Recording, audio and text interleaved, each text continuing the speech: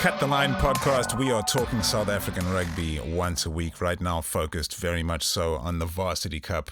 Rugby that rocks on a Monday night, and it was rocking once again last week with 4 fixtures that knocked socks off. Lots of tries scored, lots of close matches, changing narratives for some teams, but most importantly, the semi-final picture coming clearly into focus for those sides that are setting themselves apart from the pack, and most notably, of course, Shimla's, who are in the number 1 spot now, 17 points on the board, 2 clear of the Eagles of Northwest University in second, and UCT in third on 15 as well. Marties have 13 points on the board. They're in fourth. Marties are resurgent and looking like one of the sides that may well lay claim to the title in the end. But who's going to be playing the home semi-final and the final always makes a massive difference. And the Eagles showed that they have the mettle to host those semi-finals and finals. In last year's competition, when they were flying high, they've lost so many players and they continue to show tremendous form. So if they end up hosting a semi-final, there's going to be trouble for whoever's coming to visit. So Marties would love to climb up that log before the end of the season and bring teams down to the Donny Craven Stadium with a DC packed with however many it is. How many is it? 20, 25,000 screaming fans in maroon t-shirts and jerseys. So let's see how that shapes up when we come to the fixtures. At the end of the show, Wits are in 5th position. They haven't added any more points to the 10 points that they accumulated early on, and they've lost 2 in a row and haven't added any bonus points either. So they need to stymie that slide down the log and try to launch themselves back into the knockout positions. But from the way that the form sheet is going, they look like they're outside of that top 4, which between Shimla's, the Eagles, the Ikeys, and the Marties, those teams do look deserving of those top 4 spots right now. But it's all in Wits' hands. They have a lot of quality players, and they could still turn this form around. It's just looking like they're running out of steam right now, and they need to find some inspiration. CUT are in 6th position. They got 9 points, just 1 behind Wits. But CUT themselves have also showed a bit of a turnaround in form, but maybe other teams rising to the occasion, and CUT finding some tougher opposition lately. They are on 9 points, 6 points clear of UJ, which is crucial. So that's a full win and a bonus point away from UJ, and they need to keep it that way. That win over UJ early in the season may well prove crucial. As for UWs, they're locked into the number 8 position, bottom of the log still, but they've got their first point up on the board, having scored 4 tries against Shimla's in a very impressive showing, which they gave Shimla's a tough time. The scoreline might not suggest that at 48 points to 26, but they did put up a good fight, and they showed improvement in some really crucial areas to get their first log point. They've been making improvements. They've got really difficult games coming up next, but their last game of the season is going to be against UJ, and depending on how the rest of UJ's season goes, that could be a do-or-die game. And UWC will be hoping for just that. If they can get out of 8th position and finish in 7th, they'll have to play a playoff relegation match, most likely against Varsity College, who are playing very well in the Varsity Shield, but let's not get over our skis quite yet. What's clear is that Turks are returning to the Varsity Cup, and I can't wait, actually. Seeing the highlights from their matches, it's, Varsity Cup without Turks doesn't feel like it makes perfect sense. And they deserve to be here, and the amount of jeopardy they add to the competition by being the 5th team fighting for that top 4 spot between all 4 of those sides, which are currently in the top 4, who will feel like they should always be in the running and in a semi-final at least, and then Wits on the outside trying to get in as well. UJ, who will feel like they've been unfortunate so many times over these last few years with the excellent showings that they've given, only to be scuppered at the last in so many matches. If you look down the years, the amount of points that they lose their matches by. Anyway, let me not harp on about that. Time after time. So they opened the scoring, UWs, when they played against Shimla, 48 points to 26. Shimla's Ethan Wenzel playing at 10 is looking like one of the stars of the competition. And if Shimla's continue to lead the log and host the semi-finals, they'll be back in contention and perhaps one of the favorites for yet another year. And they need to stop stumbling at the final hurdle. So let's see if they've figured out a way to approach their postseason woes and turn those around. They're scoring incredible tries. So once again, not only are they grinding things out, they've got a very strong forward pack, but they're also entertaining the fans down there in Bloemfontein. every week with some really mind-blowing tries, long ranges, and very impressive. Looking forward to seeing them live and in person. Coming up next for the Shimlers, it's the Bloem Derby. They're playing the Central University of Technology in Bloemfontein, and CUT are coming off a rough one, so Shimlers will be confident for that. And after that, Shimlers are taking on Mahatis at home. So, that's going to be a big game, because Mahatis, one would expect, will be looking to march possibly into the top spot then. Depending on how things pan out this week, it's going to be a fascinating Monday. Keep your eyes locked on this competition, that's for sure. But you keep your eyes locked on UWs as well. Really like the way that they looked, and they might just have one game in this season that defines the whole season, and could pull themselves out of the fire still. How dramatic would that be? It's a tasty option. Lineouts are looking good. Okay, moving on to the UCT and the CUT game. UCT dismantled CUT Ixias by 44 points to 7 on the Green Mile. UCT enjoying some home comforts lately, and they have punished teams for their sins of coming to the Green Mile and imagining they could win. Green Mile, a very difficult place to go with the weather conditions, and it wasn't the weather that made the difference in this match. It wasn't the weather at all. It was UCT running the ball in the first half and the second, and just totally devastating the Ixias time after time, and playing strong up front and an expansive brand out wide as well. They've got serious talent. Most notably in Tokozo Makaza, back again, scoring 2 tries and just, nailing his kicks as well. He says he's got his eyes locked on the Stormers. The man's got high ambitions, and, getting to the Stormers, of course, something that he's watched a lot of his teammates do over the course of the last few seasons. So why would he not dream that he can be a Stormer? Says he loves the way they play. Says he loves D-Mac, Damian McKenzie. Man, what a player. Who doesn't love D-Mac? So let's see what the future holds for Makaza and what it holds this season, because UCT in third position are once again putting themselves in contention for the Varsity Cup title itself. And they have every reason to feel confident, with the players like Makaza in their ranks. But of course, Varsity Cup has many twists and turns, and keeping your ranks healthy and uninjured, one of the most important parts of it. But UCT know the path to the final. They were there last year, and they've been there before, and Tom Dawson Squibb has these guys firing. They were scoring brilliant tries, great tries in the Varsity Cup this week. Great tries in the Varsity Cup. So, CUT, troubling loss for them. They're playing Shimlers next, as was mentioned previously. They stayed gritty in the match, and they managed to score a try near the end, and so they have not lost their spirit, but they'll need to hope that they are safe from the potential relegation situations in 7th and 8th. They don't want UJ dragging them back in with miraculous victories. But it would take some miracles for UJ, because we're moving on to them now. And UJ went down by 41 points to 22 against the Mahatis. And it was far from impressive for the University of Johannesburg, folks. So moving on to the aforementioned UJ, they scored just the 22 points to Mahatis 41 in what was an exciting night in Stellenbosch. Very vociferous Mahatis crowd that UJ were greeted with. And while they were competitive for a while, it was slowly becoming clear during the match that Mahatis were going to outmuscle UJ, which has been far too often the case for UJ throughout this competition, and they'll once again feel like they did themselves dirty, sold themselves short in yet another match. But as usual, scoring absolutely brilliant tries. Swart in the hooker jersey has become such a crucial player for UJ as they try to find a way to compete more effectively up front with these powerhouse sides in the Varsity Cup. They'll need to have more guys like him in their ranks.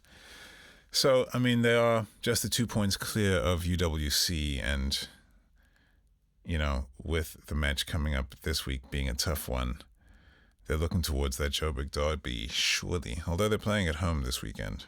And we'll talk about next week's or Monday's fixtures shortly. But they are playing Wits in a match that could see them drag themselves from the clutches of potential relegation situations and into the light and into calm and peace where they would like to be. Because guaranteed relegation for number 8 for the final and the last log position in the Varsity Cup, and promotion relegation for team number 7.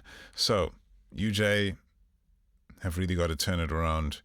Still 41-22, not as devastating a loss as it might sound. Scores do get stretched out in the Varsity Cup once things go wrong. But on the other hand, let's speak about the victors. Marties, who have turned it around since that opening round loss against the Eagles and are looking very dangerous at this point. They have a brilliant combination of skill out wide and power up front, but they lean on that power up front first and foremost to set the foundations for victory, to score the tries, to get the points that stretch them away from their opposition, and they're looking like a handful.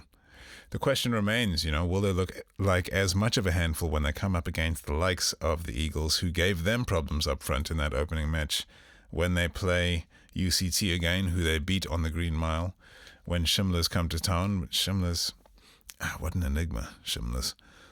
Can't wait to see them in the knockouts. That's all I'll say. Can't wait to see them in the knockouts. 7 points clear of Wits, so it would require something quite special from Wits. I'm pretty sure they'll be playing in the knockout places. We are pretty sure they're playing in the knockout places. Let's just say that. And Marties, they'll be feeling pretty confident as well, only being 3 points clear of Wits, but they've got a decent chance of making the knockout stages, let's just say that. Playing the way that they are, anybody would be in trouble, but the team they've got coming up next is definitely in trouble. Juan Mostert still playing quality rugby in that number 10 jersey, shining. Pascal Akeji scored a try that ripped the roof off of that place. It was absolutely brilliant.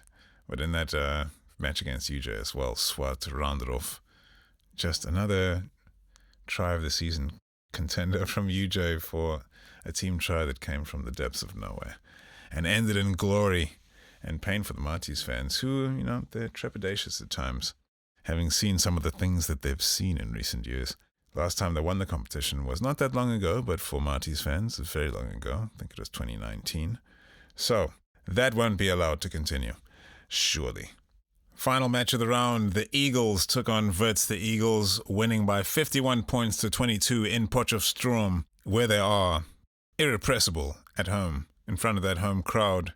The brand of rugby they play is a winning brand of rugby, but that could be said for a couple of teams in this year's competition, the top 4, all looking deadly. And yeah, the knockout stages, they're just going to be brilliant. A couple of great matches, as is always the case in Varsity Cup rugby. Keanu Van Vogel, playing on the wing, is ripping into opposition. He looks a cut above a player ready for the next level.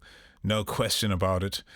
Yards also, out wide, Eagles, they devastate, and Zinedine Robinson is running that back line.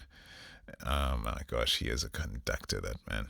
They've brought in some great players as well, Kubeka, and their backline options are tremendous. I thought that up front they might find some struggles, having lost all of those important players, but Kyle Van Zyl and the crew, Kyle Van Zyl playing in the number 2, they are having a party up there, and Potchefstroom is the place to be.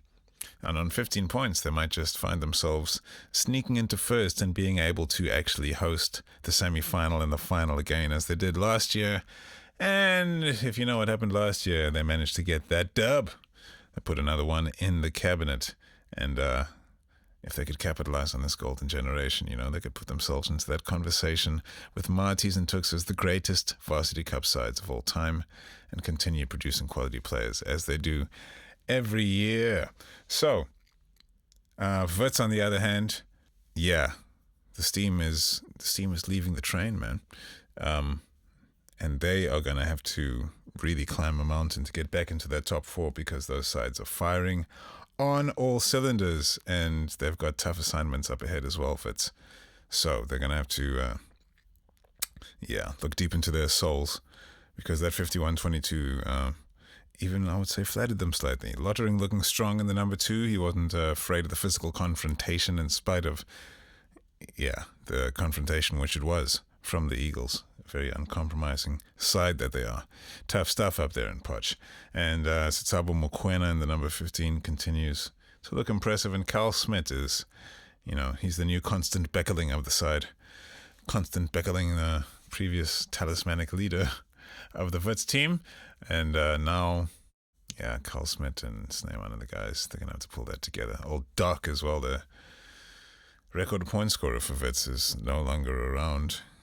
And his absence may prove to be very much missed come the end of the season. But they'll feel comfortable in 10 points, 7 points clear of UJ. Everybody hoping that UJ doesn't pull off some kind of miraculous return from their position in 7th. So as to avoid playing a promotion relegation match against a very good side from the Varsity Shield, which is improving in its competitiveness week by week as well as the teams warm up to the competition. And with Tux leaving that competition at the end of this season and another team dropping in, that is going to provide a seriously high level of competition in the Varsity Shield next year, which I can't wait to see, because whoever goes down there is going to find a resurgent CPUT. The Madibas are really looking clinical and talented as well, but maybe underpowered in comparison to the likes of Tux. Tux are running wild, to be clear, in the Varsity Shield competition, and they have no real competition that they're looking at down there. So somebody's going to have to pull off a miracle to even beat them in the final, but it's not the team that wins the final that gets promoted. It's the team that finishes first on the log. So this team that finishes second will play that promotion relegation match. Against whom shall it be? We shall find out in the weeks to come. So, fixtures for Monday the 18th, round 5. Wits are hosting UCT. Now, Wits, as we were just speaking about, need to find a way back onto the horse, and playing UCT, not ideal, because they've just won 44 points to 7 against CUT. And if you watch some of the tries from that match, you'll know that they were not lucky.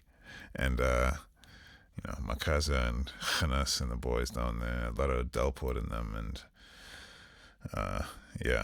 Retabile low. They're going to be tough to beat throughout the course of this season, because they're quality, and that's why they're always in the knockouts. Simple as that. So, Wits at home against UCT. Can they turn it around in front of their home fans? It's the perfect opportunity. And if you want to be the best, you got to beat the best. And UCT, not quite the best, but they lost in the final last season, and they have been one of the top sides in this competition for a number of years, contiguously now.